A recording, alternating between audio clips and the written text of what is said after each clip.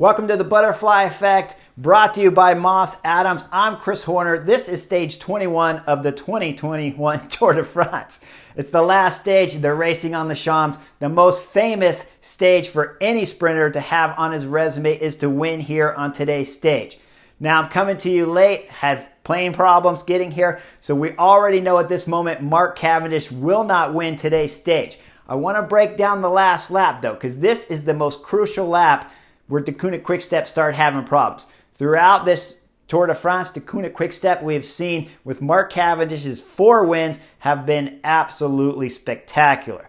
But plans are a little bit different on today's stage. And with 1 lap to go, Tim de Klerk will pull off. Now that leaves you with 7 Deceuninck Quick-Step riders still in the race, with the departure of Tim de Klerk pulling off. He's done a spectacular Tour de France. His job's done. Up front, Ineos are throwing in a 2-man attack. Geraint Thomas is going hard. They'll catch the 3 leaders and fly by them, with Deceuninck Quick-Step sprinting behind, immediately trying to close up onto the riders. Now, this gets a little bit crazy here because they're closing the gap so hard, they're really putting nails into every one of their teammates. You'll see the gap start to open up there as they're closing to the Ineos riders. Up the left side of the road after Ineos are caught, it's Bora Hansgrohe's Niels Paulette. Niels Paulette's throwing everything he can into it. Got Bora Hansgrohe riders on his wheel. Let me point something out about Niels Paulette. On stage 12, this possible sprint stage victory win for Cavendish that he lost, it was Niels Paulette, Bora Hansgrohe that won that stage. On stage 19, that for sure should have been a sprint for Mark Cavendish, it was Niels Paulette that was causing all the aggression that started that 20-man break that went all the way to the line. Now 1 lap to go. Niels Paulette is driving up the left side. One Deceuninck Quick-Step rider is there on the side of his team. All the way over on the right side, you have Julian Alaphilippe and one other Deceuninck Quick-Step rider, and they're in a drag race with the Bora Hansgrohe riders. Now that means you got a Deceuninck Quick-Step rider wasting his energy here in the wind, Julian Alaphilippe wasting his energy here with one other teammate. Finally, Julian Alaphilippe pulls the plug, gives up on trying to win the drag race, and moves over to the left to meet up with Bora Hansgrohe. When they go around the Arc de Triomphe, Deceuninck Quick-Step has control again of the peloton. They're driving down the backside on the cobblestones. You'll see the whole Deceuninck Quick-Step lined up, and Mark Cavendish is in position. Now, this is a bit different than what we've seen in the past. Normally, at 4 kilometers to go, this is not where Deceuninck Quick-Step has their team train all lined up on the front. Usually takes place with Casper Asgreen, Ballerini, Michael Morkov, and Mark Cavendish with about 1.5, 1.4K to go. Instead, the whole team's lined up on the front. Julian Alaphilippe will pull off, and now they're down to 5 guys. Things get a little tricky when they're dropping down past the opposite side of the finish line on today's stage.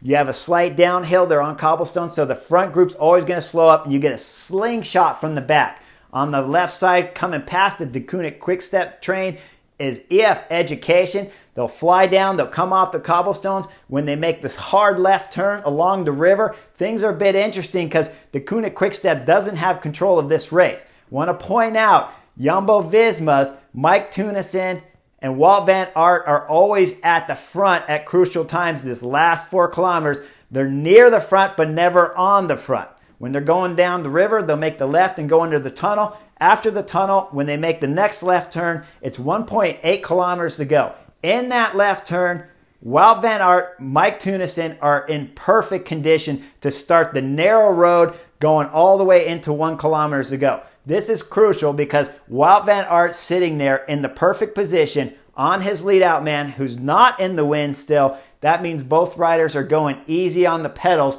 as easy as one can go. Easy, but as easy as one can go. Mark Cavendish, who came out of that tunnel into the left at 1.8 kilometers ago, he's with his lead-out man, Michael Morkov, but there's about 26, 28 guys back from the front.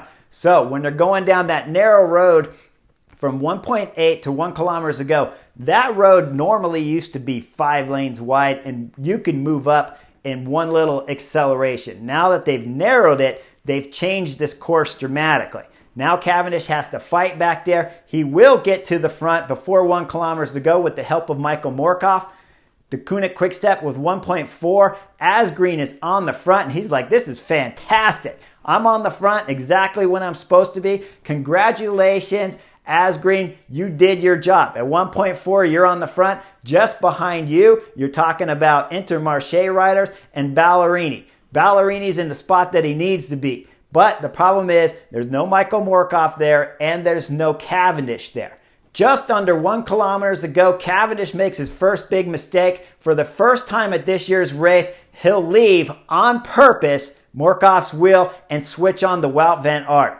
Now this is a big mistake right here. When I'm watching it live, I'm thinking, wow, this is the first time he's made a big mistake close to the finish of a Tour de France stage win. Remember on the butterfly effect, mistakes at the beginning can be fixed, in the middle can be fixed. When you start talking about 1K, 2K out, it gets very difficult. Already at 1.8K out, Mark Cavendish and Morkov were in the wrong spot. Now they fixed that problem from 1.8 to 1 kilometers ago. Now Cav's going to make another mistake. He's going to leave his reliable lead-out man, Morkov's wheel, and he's going to switch to Wout van Aert's wheel. But this is a different Wout van Aert. I told you guys that on the last episode of the Butterfly Effect. His form has just been getting better and better, and now he's racing spectacular. He won yesterday's time trial. That means he went hard. A lot of people think when you went hard the day before and you win the time trial that all of a sudden your legs are going to be bad today. That's not the case. When you're winning, especially at Tour de France level, that form is good day after day after day. And Wout van Aert's form has just been increasing throughout this Tour de France. Now he's in a perfect spot. He's in a nice little arrow. He's drafting there behind his teammate Tunison, and he has a guy on the left of him on the right, so he's getting maximum draft. Cavendish is slightly out in the wind. He leaves his teammate Morkov's wheel, slots onto Wout van Aert's wheel. When they start the left turn, this was beautiful. Asgreen is in the perfect spot. He'll pull off. It's the Intermarché rider there on his wheel, and he'll start sprinting as hard as he can. Now I want to point something out. This is a bit different finish than we've ever had at the Tour de France. I didn't even know this finish had changed until the morning of this stage. They had added 300 meters longer. So it used to be you can come out of that last corner, just punch it, get one good acceleration from your lead-out man and punch it to the line. Now they've changed from that corner. Instead of being 350, 400, now it's 700 meters basically from that last corner. Up front, Ballerini does a fantastic job. He comes out of that corner, Asgreen pulls off, Intermarché rider starts sprinting. Ballerini realizes he doesn't want to lead out this sprint because he's just going to be leading it out for Mike Tunison. So he swings off the wheel of the Intermarché rider and opening up a gap.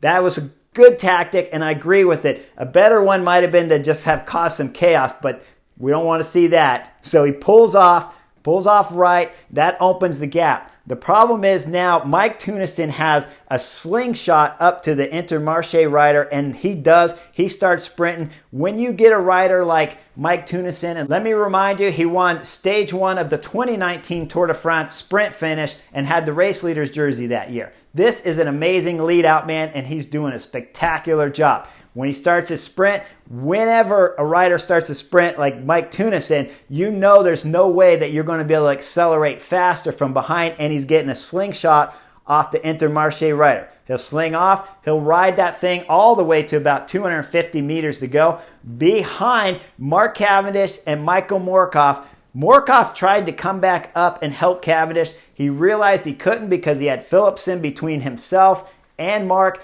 Instead, he's wise, he backs off, and he gets out of the way. That leaves Wout van Aert, Mark Cavendish, and Philipsen to his right. Rickard was leading out Philipsen, who did a great job to get him up to Mark Cavendish and Wout van Aert's wheel. The problem now for CAV, when they start sprinting, Wout van Aert sprinting, and now you have CAV slightly in the wind, and you have Philipsen in the wind. So now you go back to 1.8 kilometers. Mark had to do a big acceleration at 1.8. He was in the wind on the right side of the field there next to Wout van Aert. We're talking 1 kilometer ago. Then he slides on. Now he's getting pushed off to the left of Wout van Aert with Philipsen on his right. So they're taking a little bit more wind than, of course, Wout van Aert is, who's directly on his lead-out man, Mike Tunison. Now, Mike Tunison does an amazing job. He accelerates all the way. gets Wout van Aert to about 225 meters to go, and Wout starts his sprint.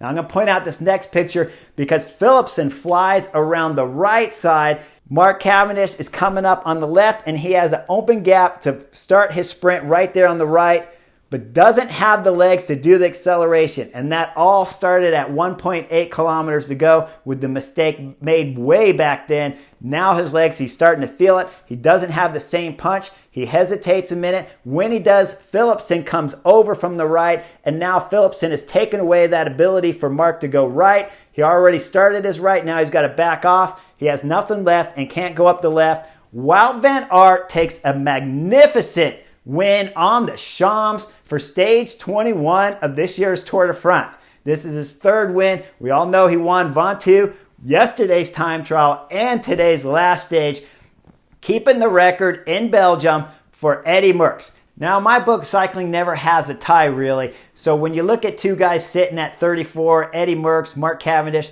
you got to give the half point to Eddy Merckx. He won the green jersey, the yellow jersey, the polka dot jersey, all in the same year. He has 34 victories, stage win victories here, and of course, he's got 5 overall wins. So when anyone looks at this record, there's always going to be a half point, and it's going to go to Eddy Merckx. Mark Cavendish is going to have to come back next year and try to win another stage. The problem is for Mark Cavendish is this year he's on a magnificent team, DeCoonick Quick-Step. His contract's up, and now you got to ask yourself, will DeCoonick Quick-Step sign him for next year? Will he have DeCoonick Quick-Step here to race for him at next year's Tour de France? Will he have the same kind of competition at next year's Tour de France that he had at this year's Tour de France? You know it's going to be a higher level next year with Caleb Ewan, Sam Bennett here, and of course, Peter Sagan back on form. Wout van Aert not starting next year's Tour de France with an appendix. You can only have that happen to you once in your life, so you know there's a good chance Wout van Aert will be here next year 100% from stage 1. This is a big problem for Mark Cavendish. It's going to be hard to come back and win another stage at the Tour de France, but it's going to be fun us talking about it and discussing it next year on the Butterfly Effect, which I'm sure we will, weeks before the Tour de France begins, if not in February and March of next year's race season.